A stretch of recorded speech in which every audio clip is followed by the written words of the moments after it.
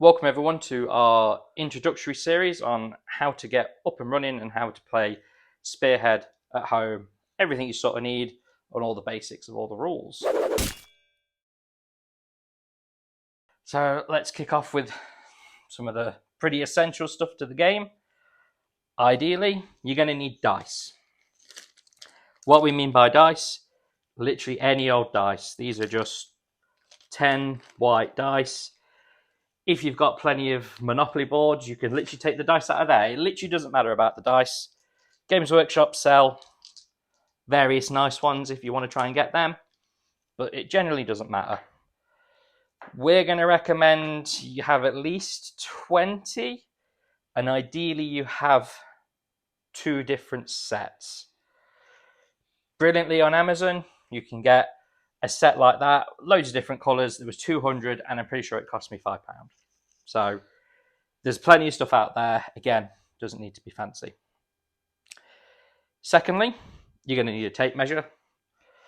Again, if you've already got a tape measure at home, if you've got a really fancy one, brilliant, use that. If you've got a cheap, nasty one that you've had for 20 years and it's covered in rust, again, that works as long as you can see the numbers. Again, there's a few fancier options you can get.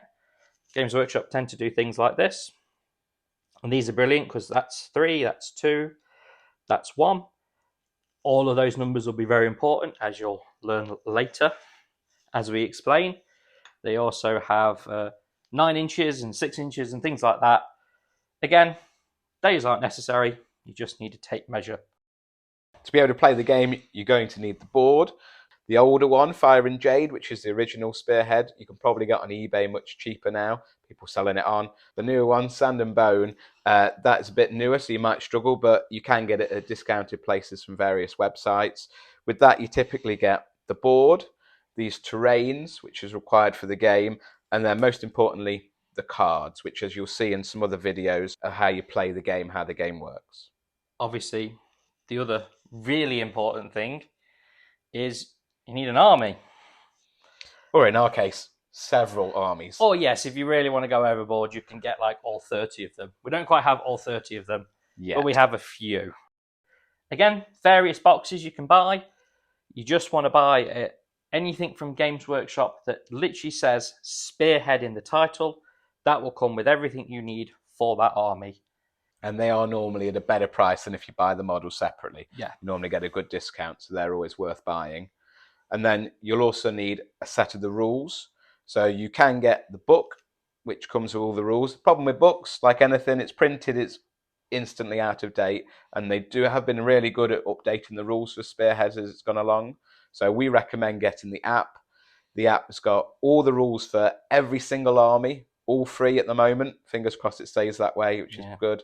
And all the rules and any updates on the rules, most importantly. Another thing you'll need paints and paintbrushes. Games Workshop have loads of paints, and they have a few guides and things like that if you want to follow them. You can just kind of do it however you want. There's no real rules to it.